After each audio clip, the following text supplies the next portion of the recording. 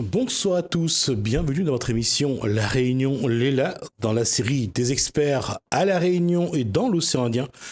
Paul Ibon a le beau rôle puisqu'il est dans Gadiam Réunionnais.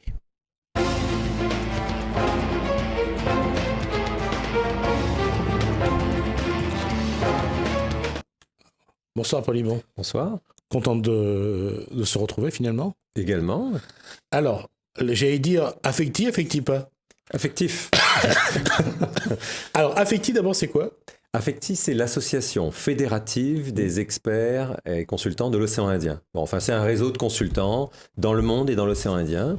Et donc, on a un peu plus d'une centaine de consultants de La Réunion, de Maurice, de Madagascar, des Comores, des Seychelles, Mozambique et d'Afrique du Sud qui font partie de ce réseau. Alors, quand on dit les experts, alors il y a, en tout cas à la télé, dans les séries américaines, les experts, il y en a beaucoup. Il y en a à Miami, il y en a à Manhattan, il y en a pas mal. À La Réunion, ils sont dans l'océan Indien, à La Réunion d'abord, et dans l'océan Indien. Alors, d'abord, les experts, à La Réunion, il y en a combien ?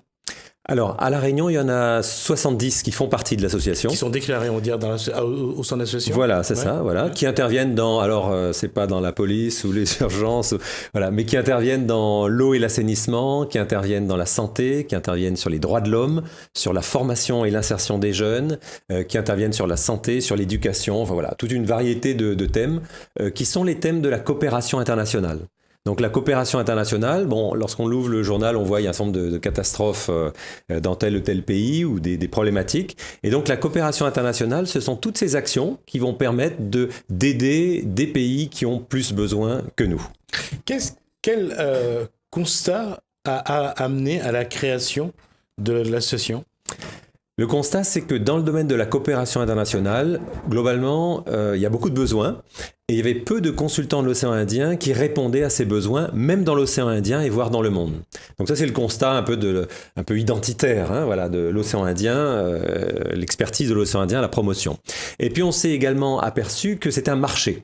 Donc c'est un marché de 143 milliards de dollars dans le monde, dans lequel les consultants de l'océan Indien avaient 0,00001%. Donc on a monté l'association pour promouvoir l'expertise de la Réunion, des îles et des pays de l'océan Indien, notamment dans la région, mais aussi dans le monde. Et ensuite, on s'est aperçu que c'était bon d'échanger entre nous, de partager nos expériences, de voir qu'est-ce qui avait bien marché, qu'est-ce qui avait moins bien marché. On s'est aperçu que c'était bon aussi de se former. Donc, tous les ans, on organise des formations pour les consultants. Et puis, on s'est aperçu que c'était bon d'améliorer la qualité des projets de coopération qui étaient lancés dans l'océan Indien et dans le monde. Donc, en fait, on souhaite améliorer la qualité des actions qu'on fait pour les autres. Notre métier, hein, c'est d'aider les gens qui aident les autres. Alors, aider les gens qui aident les autres, la question, elle est simple. On va aller sur l'eau, par exemple. Aujourd'hui, je suppose que, par exemple, l'expertise pour les Comores, aujourd'hui, c'est quelque chose qui se met en place. Tout à fait. Non seulement c'est quelque chose qui se met en place, mais l'un des consultants qu'on a accueilli la semaine dernière lors des rencontres internationales nous disait qu'il était en train de faire un partenariat avec un autre consultant basé aux Comores, donc consultant réunionnais et consultant comorien, et qu'ils avaient été shortlistés pour répondre à un appel d'offres de l'AFD sur l'eau aux Comores. Donc, vous voyez, c'est très concret, c'est de la coopération entre consultants et de la coopération avec les îles voisines. On le voit aussi, on voit par exemple le partenariat mis en place par la mairie de la Possession sur tout ce qui concerne recyclage et traitement des déchets. Est-ce que là aussi, les décideurs locaux font appel à vous ou alors ils le font sans vous à ce moment-là ? Alors, je pense qu'on n'est pas très bien connu localement, notamment des collectivités. Donc, à la limite, on est plus connu en dehors de la Réunion qu'à la Réunion. Et donc, l'une de nos priorités, c'est de nous faire plus connaître à la Réunion. Donc, il y a un pool d'expertise extraordinaire. Ce sont des gens qui interviennent pour l'Union européenne, pour la coopération française, la coopération américaine, pour les Nations Unies. Mais à la Réunion, on est peu connu. On a fait peu d'actions de promotion également. Et donc, c'est vrai que ces expertises-là mériteraient d'être plus sollicitées à la Réunion par les collectivités, par les mairies, par la région, par le département et par les associations locales. On le voit, il y a des partenariats qui se mettent en place entre des communes de la Réunion et des communes de l'océan Indien, voire de la métropole ou d'Europe. Et ces échanges-là on commence toujours par la culture et le sport dans les rapports et les relations nationales et internationales. Mais vous, en tant qu'expert, comment pouvez-vous... qu'est-ce que vous pouvez leur dire en disant, voilà, nous on est là, on peut vous apporter notre expertise sur tel ou tel domaine, dans tel domaine? C'est une très bonne question parce que lorsqu'on est à l'étranger, La Réunion n'a pas toujours une très bonne image. En termes de coopération régionale, c'est souvent La Réunion est perçue comme des gens qui viennent une fois, one shot, et ensuite qui reviennent pas, où il n'y a pas de suivi dans les actions. Donc, et puis les projets sont des projets d'1 an, 2 ans, puis après il n'y a plus rien. Donc c'est catastrophique et ça sert souvent pas à grand chose. Donc nous, l'ensemble des experts de l'océan Indien peut apporter aux collectivités réunionnaises la capacité de bien formuler un projet, de bien construire un projet. Et ça, c'est 80% de sa réussite. Et une fois qu'il est bien construit, de bien le mettre en œuvre. Et puis ensuite, de bien le mesurer. Et ensuite, de bien en mesurer les impacts, c'est-à-dire à long terme, qu'est-ce qui va rester du projet. Donc là, je pense qu'on a une véritable plus-value à apporter aux collectivités à La Réunion et aux associations. D'ailleurs, à tel point qu'en 2018, on réfléchit à créer une formation sur la gestion de projet. Alors, comment j'écris un bon projet ? Qu'est-ce que je mets dedans? Comment est-ce que j'évalue les risques en amont? Comment est-ce que je pense à la pertinence du projet? Dans quelle mesure il répond aux besoins réels des populations? Quels indicateurs je vais choisir? Comment je vais faire en sorte que mon projet soit efficient? Que 1 euro investi, finalement, apporte le maximum sur place? Comment je vais penser à la pérennité du projet? C'est-à-dire, après le premier financement, comment penser à ce que les actions continuent et ne s'arrête pas? Comment mesurer les impacts? Il y a plein de domaines dans lesquels on peut vraiment apporter un plus. Récemment, on a une formation sur la théorie du changement. Donc, on veut créer un changement dans une communauté donnée ou sur une thématique donnée. Eh bien, qu'est-ce que je vais faire? Quelles sont les étapes à faire et comment je vais structurer ma pensée, mon projet pour générer ce changement? Et pour revenir à ce que je disais tout à l'heure, est-ce qu'aujourd'hui, vos connaissances, votre capacité d'expert, est-ce que ça, c'est assez mis en avant, mis en valeur pour que les collectivités locales, à la rigueur, fassent appel à vous, fassent appel à vos connaissances? Mais non. En fait, nous, de notre côté, on n'a pas suffisamment communiqué là-dessus. J'allais dire, on s'est plutôt centré sur le monde, et moins sur la Réunion. Notre marché est d'abord le monde et moins la Réunion, mais on souhaite effectivement se faire connaître davantage à la Réunion. Vous voyez, au moment où je vous parle, il y a une experte qui est au Kazakhstan qui est en train de travailler sur les médias. Il y a un expert qui travaille en ce moment au Sénégal sur le potentiel de pêche sur la côte atlantique. Il y a une experte qui est au Burundi en ce moment. Il y en a une autre qui travaille sur les micro-mutuelles de santé à Madagascar. Enfin, vous voyez, c'est des gens qui bougent, quoi. Mais à la Réunion aussi, on a besoin de ces compétences. Concernant la pêche, donc c'était dans quel pays encore? Sénégal. Au Sénégal. Mais il intervient aussi en Guinée juste après. Ouais. Il faut savoir que la Banque mondiale actuellement finance des projets. Tout ce qui est projet donc de l'économie bleue, et c'est vrai que si le projet est viable financièrement, la Banque mondiale est prête donc à mettre les moyens, et c'est vrai que la partie expertise pourrait bien sûr intéresser les experts de la Réunion et de l'océan Indien. Oui, bien sûr, on intervient sur des projets de la Banque mondiale, on intervient sur des projets des Nations Unies, on intervient sur des projets de la coopération américaine. La COI également ou pas? De la COI également, Commission tout à fait. de l'océan Indien. On a eu la semaine dernière les rencontres de l'océan Indien à La Réunion, et une anthropologue basée à La Réunion a présenté un travail qu'elle a fait pour la COI. C'est le diagnostic de l'écotourisme aux Seychelles. C'est un projet qui a été financé par l'AFD, l'Agence française de développement. Et donc, elle a présenté en quoi l'écotourisme était pris en compte ou pas aux Seychelles. Et on s'est aperçu, à notre grande surprise, que ce sont surtout les îles-hôtels qui développent l'écotourisme de manière très, très, très, très approfondie, mais aux Seychelles, le gouvernement et les îles-hôtels, et moins les petits hébergements C'est une question, puisqu'on parle des Seychelles, on voit le travail mené, bien sûr, par le ministre. Je crois que je ne pense pas que c'est un temps, je suis toujours le ministre du tourisme, mais je voulais revenir sur le tourisme. Pourquoi? Parce que la question ici à La Réunion, il y a beaucoup de professionnels, il y a beaucoup de personnes engagées, mais est-ce qu'il y a vraiment des experts ayant une vision, je dirais, d'ensemble de la problématique tourisme? Là aussi, je pense que vous avez, votre mot à dire. Ah oui, tout à fait, oui. Il y a des experts qui interviennent dans l'océan Indien et dans le monde en aidant des pays à développer des stratégies tourisme et les mettre en œuvre. Donc un exemple, au Kyrgyzstan, c'est un pays peu connu en Asie centrale, une experte membre de l'association a développé un travail sur l'écotourisme au Kyrgyzstan. Donc c'est le tourisme sous les yourtes, sous les tentes kirghizes, en mettant en valeur la culture locale, la manière de manger, de danser, de s'habiller des gens. Voilà. Donc vous voyez, c'est une expertise réunionnaise qui intervient en Asie centrale. Voilà. Et on a la même chose dans beaucoup d'autres régions du monde. Le Kyrgyzstan, on va juste essayer de le préciser un petit peu, ça ne doit pas être trop loin de la Mongolie, puisque le yurt, c'est le premier habitat des Mongols. Oui. Je voulais revenir à une chose là-dessus, c'est l'expertise avec le club export, avec Monsieur Coppel. Est-ce qu'aujourd'hui, parce que là on parle d'entreprises qui voyagent souvent dans l'océan Indien, aux Comores, aux Seychelles, il y a souvent des rencontres, et surtout ils font pas mal de coworking, je crois. Est-ce que là-dessus, vous intervenez ? Alors, on est en partenariat avec le Club Export. On connaît très bien le Club Export. On a participé déjà à certains afterwork. On a présenté l'Affecti consultant océan Indien. Et je vais vous donner un scoop. On va proposer justement au Club Export d'avoir une mission conjointe l'an prochain à l'occasion sur la FIM, la Foire internationale de Madagascar. Donc, ce sera sans doute en mai 2019. Et on pense tenir nos rencontres de l'océan Indien à Madagascar à ce moment-là. Voilà.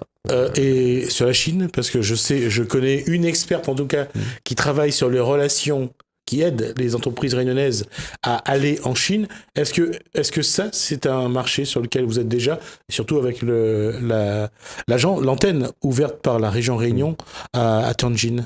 Non, sur la Chine, on n'a rien aujourd'hui, pas d'action. Moi, je suis intervenu dans une région de Chine sur une thématique hydraulique pour une ONG française. Mais c'est vrai que la Chine étant la deuxième puissance économique mondiale, il y a relativement peu d'intervention de la coopération internationale en Chine. Alors, il y a des zones de 300-400 millions d'habitants défavorisées en Chine, c'est vrai, aujourd'hui encore, et elles risquent de le durer un certain temps. Mais globalement, nous, on intervient assez peu en Chine, voilà, pour le moment. Que ce soit sur l'habitat, que ce soit, parce qu'on sait qu'en matière d'habitat... Alors, sur l'environnement, il y a eu des constructions vraiment excessives, et en matière d'environnement, c'est important, je pense. Alors, on peut être amené demain sur la thématique environnement à intervenir en Chine, parce qu'effectivement, il y a des gros problèmes. Les problèmes sont en train de s'amplifier en Chine, comme en Inde d'ailleurs, sur la thématique environnement. Donc, on peut être amené à intervenir là-dessus. Quant à je pensais à l'Inde sur l'urbanisme. Il y a des consultants qui interviennent sur l'urbanisme en Inde. Sur la Chine, c'est un marché plus difficile à pénétrer. Voilà.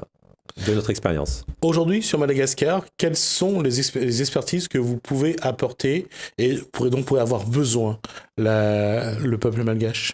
Alors, on a une très large palette d'expertise sur Madagascar parce que déjà, une bonne partie des consultants de l'Affecti océan Indien sont malgaches ou sont basés à Madagascar. Il y en a aujourd'hui 25 et on en aura 30 d'ici la fin de l'année. Ce sont des consultants expérimentés à Madagascar qui interviennent alors là sur toute la palette. Alors, juste quelques exemples. La semaine dernière, on a eu une présentation d'un consultant Harry Lant sur la redevabilité sociale à Madagascar. Donc, c'est un travail qu'il a fait sur 46 communes de Madagascar en stimulant la participation des citoyens pour que les maires et les responsables des Fokontans à Madagascar rendent des comptes à la population. Donc vraiment, c'est transparence et bonne gouvernance. Ça, c'est un exemple. On a une consultante à Madagascar qui est intervenue sur un sujet fondamental, c'est la lutte contre le mariage des enfants à Madagascar. On s'est aperçu que Madagascar était parmi les plus mauvais élèves au monde sur ce sujet. Il y a une loi qui interdit de se marier avec moins de 18 ans, mais dans la pratique, c'est très peu respecté. Et il y a pratiquement 6 jeunes filles sur 10 à Madagascar qui se marient et qui ont moins de 18 ans. Donc elle a élaboré et promu cette stratégie de lutte contre le mariage précoce à Madagascar. Cette même consultante est en train de travailler sur la traite des êtres humains à Madagascar. Oui, Madagascar, il y a des thématiques, que ce soit sur l'environnement, sur les trafics illégaux, sur la gestion des parcs, sur la formation des jeunes, sur l'insertion des jeunes, sur la gouvernance, sur l'agriculture. Enfin, Madagascar, il y a énormément de thématiques et on a à La Réunion, dans l'océan Indien et à Madagascar, énormément d'experts qui ont des compétences. Comment Madagascar forme ces experts aujourd'hui ? Ils partent tous à l'étranger se former, ils reviennent après? Je pense que les experts se forment eux-mêmes. Aujourd'hui, il y a relativement peu d'experts malgaches qui vont à l'étranger, mais c'est un mouvement qui se développe. Il y a par exemple à Madagascar un gros cabinet d'études dont j'ai appris qu'il fait 4 millions d'euros de chiffre d'affaires sur ce type de prestations en dehors de Madagascar. Voilà. Il a par exemple aidé à écrire la stratégie du ministère des Finances de la République démocratique du Congo. Voilà, c'est un gros morceau. Donc les consultants se forment par eux-mêmes et les échanges entre consultants malgaches, consultants mauriciens, mozambicains, sud-africains et réunionnais, voilà, on a des formations. Voilà, on a des formations et donc on s'enrichit mutuellement. Et ce qui est à développer, ce qu'on développe, c'est les partenariats entre un expert d'un pays développé et un expert d'un pays moins développé. Et ça marche très bien. Humainement, c'est très enrichissant et on fait un travail souvent de qualité sur le terrain. Quel doit être le comportement des experts réunionnais vis-à-vis de Madagascar, bien sûr, mais aussi de toute l'Afrique?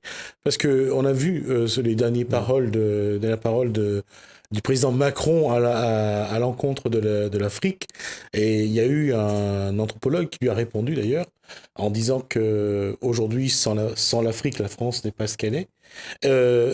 Comment doit-on se comporter justement par rapport à ce dernier continent à conquérir? Et comment les experts réunionnais doivent se préparer pour être au rendez-vous de cette, je dirais, quand l'Afrique s'éveillera vraiment? Alors moi, je dirais pas que c'est un continent à conquérir. Hein. Je pense qu'il se développe lui-même. À conquérir dans le sens, non, pas à conquérir, d'aller s'installer là-bas et de se comporter comme des vassals, des nouveaux colons, ou des machins. Non, des marchés à conquérir. Oui. Voilà, c'était ça le mot. D'accord. Merci d'avoir rectifié. Des marchés économiques à conquérir. Alors. L'Afrique, je vais souvent en Afrique, plusieurs fois par an, dans des pays différents, et moi je parlerai de les Afriques. Voilà, moi je vois pas une Afrique, je vois des Afriques, comme on disait les Indes à l'époque. Ouais.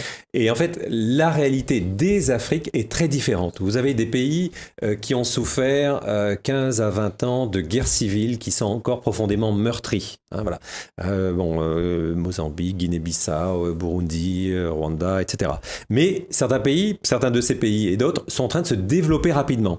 Hein, le Rwanda, le Botswana, voilà, sont des pays qui sont... Juste un mot sur le Botswana, parce qu'en tout cas, ça reste une référence en matière d'environnement, en matière aussi de J'ai pas terminé de répondre à la question. Non, mais je tiens à le dire parce que... Et puis, on fera un petit focus sur le Botswana. Oui. Donc, sur l'Afrique, je pense qu'il y a beaucoup d'humilité à avoir parce qu'il y a des régions d'Afrique, des pays qui ont des cultures très différentes, des modes de développement, des modes de fonctionnement très différents. Ensuite, à l'intérieur d'un même pays, il y a une grande humilité à avoir. Vous savez, il y a énormément d'ethnies. Hein. Au Cameroun, il y a 238 ethnies. On ne fonctionne pas de la même manière avec une ou l'autre ethnie. Au Tchad, il y a 180 ethnies. En République démocratique du Congo, il y a 400 ethnies avec 400 langues différentes. Oui. Donc, il y a beaucoup d'humilité à avoir. Et je pense que c'est un fonctionnement basé sur le respect de la personne, l'humilité. Et la manière de mettre en œuvre les projets n'est pas la même dans les pays. Il y a des pays où on fonctionne très bien ensemble, comme le Malawi. Il y a des pays comme Madagascar, où la principale difficulté de Madagascar, pour moi, est la capacité de faire des choses ensemble. Moi, je trouve que le malgache est très dynamique individuellement et c'est impressionnant, mais en revanche, se mettre ensemble et faire des choses ensemble, c'est plus difficile. Voilà, il y a des notions de confiance, de jalousie, d'envie, il y a des notions de différence de caste, de différence d'ethnie qui jouent énormément. Et donc, le grand challenge du développement Madagascar, pour moi, est la capacité à se mettre ensemble. Voilà, hein, nous tous ensemble. Allons mettre ensemble, comme dit Créole. Juste un mot que je voulais absolument le dire, c'est qu'il faudrait que l'occidental arrête de se comporter comme le colon à chaque fois, qu'il soit à Madagascar, que ce soit en Afrique, qu'on ait au moins le respect de chaque peuple. Et c'était ça surtout le mot de la fin. On reviendra sur le Botswana la prochaine fois, Paul Yvon, parce qu'on a fait déjà les 20 minutes qui nous étaient imparties.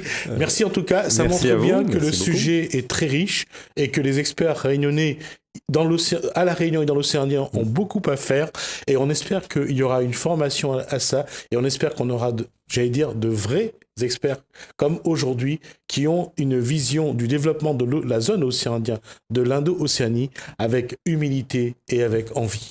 Merci Paul Yvon.